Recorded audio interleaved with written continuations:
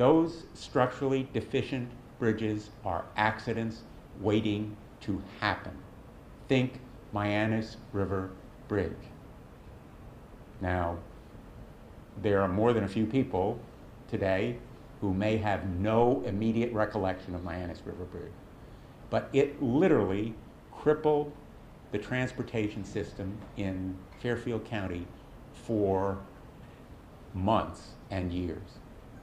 And it created deaths and injuries that took a vital toll.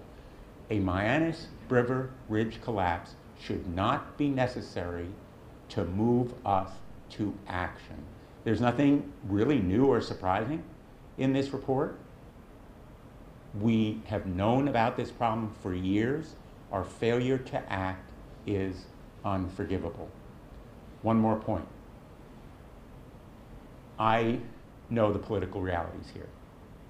This report, in its timing and its substance, is really directed against candidates on the ballot for state office this November. Candidates for state office, primarily. But the message is to the feds as well. This report and others like it ought to be landed on Donald Trump's desk today with a message: the feds are failing. There is no federal infrastructure program even close to passing the United States Congress. That's due to a lack of leadership, and there is plenty of blame to go around. But we need to come together on a bipartisan basis, because there is nothing partisan, nothing Republican or Democrat about a failing bridge. The consequences affect everyone. And we have a plan. I proposed a infrastructure bank that would use private and public money as a force multiplier financially, producing literally billions of dollars. There are proposals, and I have them, to cut the tax loopholes in our current law, enabling much more in revenues for state and federal bridge rebuilding. But at the end of the day, it isn't ideas that are lacking, it's leadership and will. I hope this report will prompt real action. The time for talk has gone. The time for action was yesterday, and we have a responsibility to do it now. So I want to thank Tripp for this really powerful report. It will make a real difference, I hope, in the minds and the plans of our leaders here in Connecticut. But the message has to go to Washington, D.C. as well, and I'm going to take it there. I want to thank, finally, and introduce Tony Guerrero, who has been a real leader in this effort. Tony has been a leader of courage and vision as the chairman, co-chairman of the Transportation Committee, and I'm proud to be with him today. Tony? Good morning, everyone. It's a pleasure to be here, but quite honestly, I kind of figured we'd be here again. Listen, folks, I don't want to echo all the remarks that we just heard from Senator Blumenthal and Rocky here, but the bottom line is that we know Connecticut has a problem.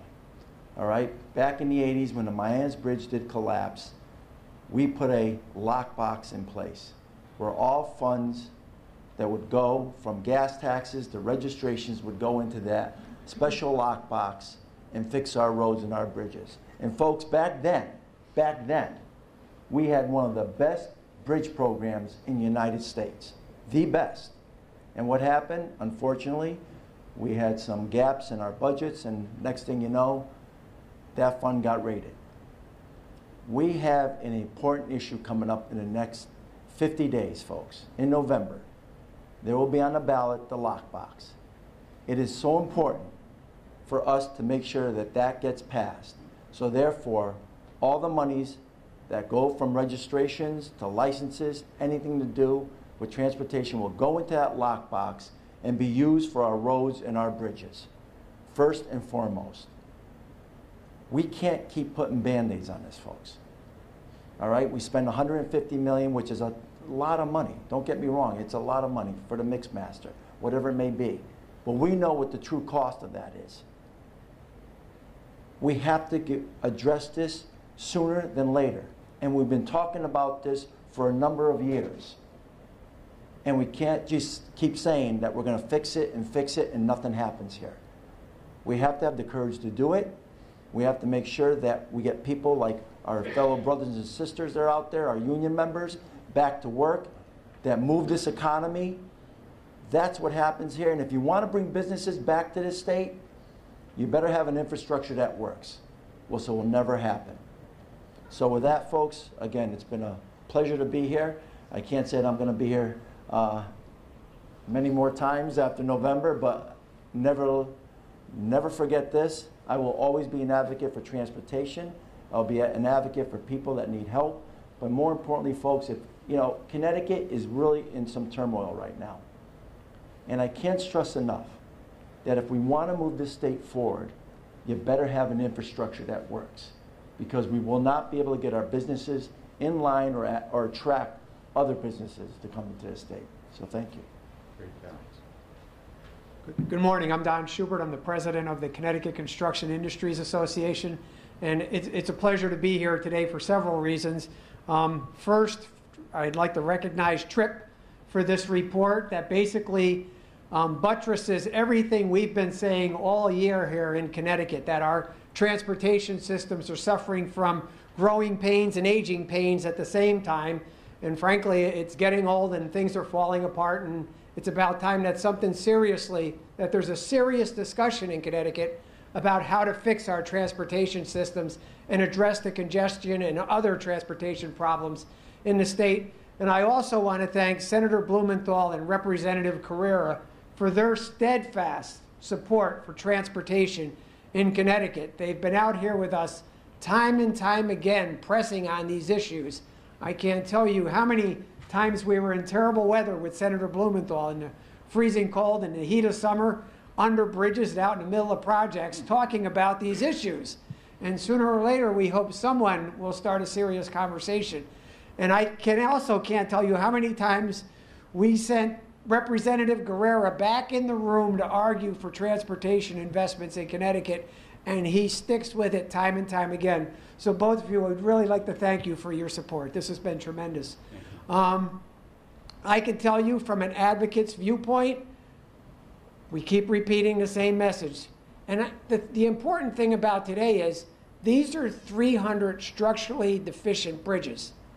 This is just a small part. It's only indicative of a small part of a growing problem with the thousands of bridges in Connecticut that are over 50 years old, that are over their design life, that are operating over capacity, and are subjected to all kinds of de-icing chemicals every winter. So there's a bigger problem brewing underneath today's report. But Tripp, thank you very much for being here today, and thank you. Lyle, you're up. Thank you, Don. My name is Lyle Ray, Capital Region Council of Governments.